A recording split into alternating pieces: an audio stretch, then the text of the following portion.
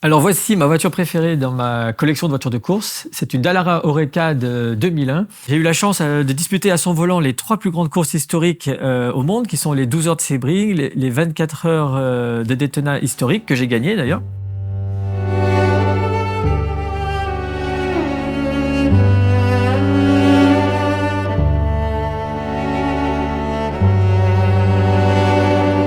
Bonjour, je m'appelle Florent Moulin, je suis le fondateur de Art & Revs. J'ai créé la société en 2009, après 10 ans d'exercice en France. Art & Revs est un marchand de voitures exotiques. Tout d'abord avec les voitures de collection. Je m'occupe de voitures qui sont assez rares et prestigieuses. Des voitures de sport récentes, dont quelques supercars. Et aussi des voitures de course, notamment les voitures des 24 heures du Mans, les GT et les Proto. En plus de cette activité-là de vente de voitures, nous proposons aussi à nos clients, principalement pour les voitures de course, différents services qui sont la restauration, l'entretien et l'exploitation en course de ces voitures.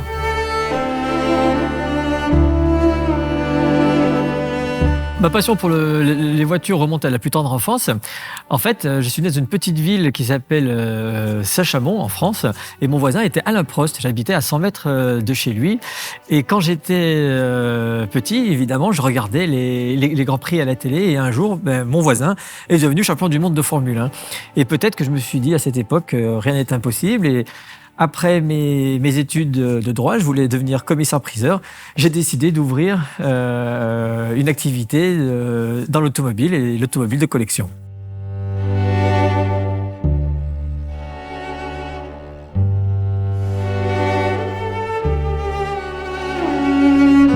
Alors cette voiture, c'est une œuvre d'art. Elle est 3 fois championne du monde des rallyes et elle a un moteur Ferrari. La Lancia Stratos a d'abord été construite comme une voiture de course et ensuite on en a fait une voiture de route. Il y en a eu seulement 400 fabriquées.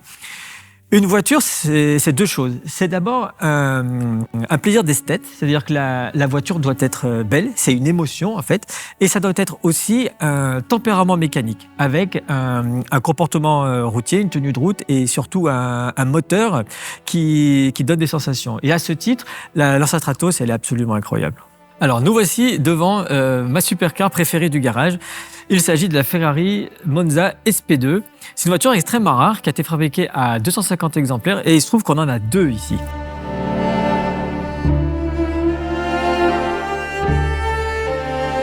Cette voiture, elle est doublement intéressante parce que tout d'abord, elle a un lien passé-présent avec les années 50. La Ferrari Monza était une voiture qui disputait les 24 heures du Mans et les Mille Miglia à l'époque. Et aussi, aujourd'hui, c'est une voiture qui va donner une nouvelle orientation stylistique à Ferrari avec des lignes beaucoup plus pures qui rappellent donc les années 50. Et la Ferrari Monza qui vient de sortir, par exemple, ça s'en inspire complètement.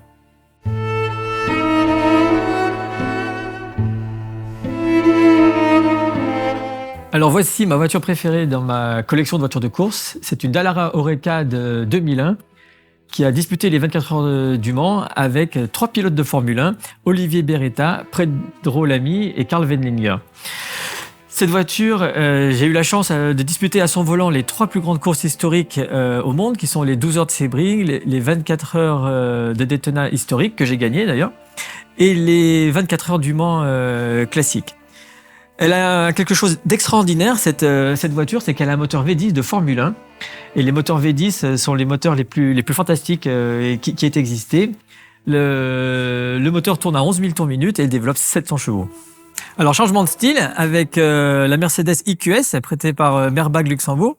Évidemment, c'est une voiture électrique et c'est une première pour moi parce que je n'ai jamais conduit de voiture électrique. De prime abord, c'est une voiture qui a l'air assez imposante, c'est une grande voiture. Néanmoins, elle a un certain dynamisme avec notamment ses roues qui sont très à l'extérieur de la carrosserie, donc sans porte-à-faux. Eh bien, allons à l'intérieur.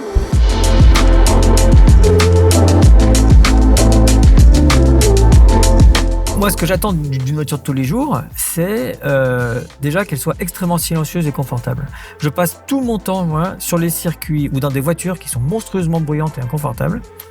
Et moi, la chose pour ma voiture de tous les jours que je veux, c'est une voiture qui soit confortable, c'est-à-dire un bon siège, une bonne position de conduite et un vrai confort de suspension. On assied très haut déjà dans la voiture, donc de facto on a une bonne vision. Évidemment les commandes sont extrêmement douces, à commencer par la direction. Il y a un bon filtrage dans la direction. La conduite haute dans une berline, comme ça me rappelle la Rolls-Royce Phantom. C'est la seule voiture que j'ai roulée qui me donnait cette impression de conduite, de pas conduire un SUV, mais de conduire une berline qui soit haute. On a une très belle vision quand même à l'intérieur, même si le pare-brise est assez bas, c'est pas du tout gênant. Ah, par contre, ça vire à plein. Hein.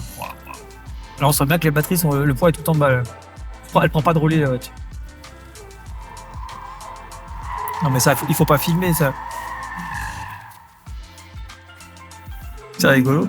Alors les impressions de conduite sont plutôt bonnes dans le sens où on sent bien que le centre de gravité est extrêmement bas. C'est-à-dire que la voiture est lourde, néanmoins en virage, elle prend pas de roulis, c'est-à-dire elle se couvre pas sur les côtés et quand on freine, elle ne s'avachit pas à l'avant. C'est-à-dire qu'on a une voiture qui vire très à plat sur petite route dans les virages sinueux. On sent vraiment que le train arrière induit un braquage. Et là, on a l'impression d'avoir une toute petite voiture, alors que c'est vrai qu'on a une grande berline avec un empattement énorme qui, normalement, devrait passer un virage comme un éléphant, mais en fait, elle le passe presque comme une gazelle. Une chose concernant l'aspect de la voiture, certes, la voiture est assez imposante et assez volumineuse. C'est plutôt une belle voiture dans le sens où ce que j'apprécie beaucoup, elle est extrêmement pure, c'est-à-dire qu'il y a peu d'effets de style. C'est une voiture qui s'impose par sa simplicité et sa pureté, plus par ses effets de style ou ses appendices aérodynamiques. Et je trouve que ce faisant, elle dégage une certaine élégance. À mon niveau, la voiture électrique, c'est quelque chose qui se justifie dans le cadre d'une utilisation au quotidien. C'est-à-dire un véhicule qui s'utilise soit en famille, soit pour aller travailler. Et j'ai pu voir notamment à cette occasion tout à l'heure lors de la présentation que la voiture a un coffre énorme, ce qui doit être bien appréciable pour les familles. On roule déjà depuis une petite heure et c'est vrai que la légende selon laquelle l'autonomie des voitures électriques est bien moindre que celle des constructeurs, je ne sais pas si c'est amplement justifié parce qu'on est toujours aux alentours de 600 km, et ma foi, on essaie d'utiliser un petit peu le potentiel de la voiture. Merci Merbac de m'avoir rendu visite et de m'avoir permis d'essayer la EQS, qui est une voiture assez remarquable. Et à bientôt.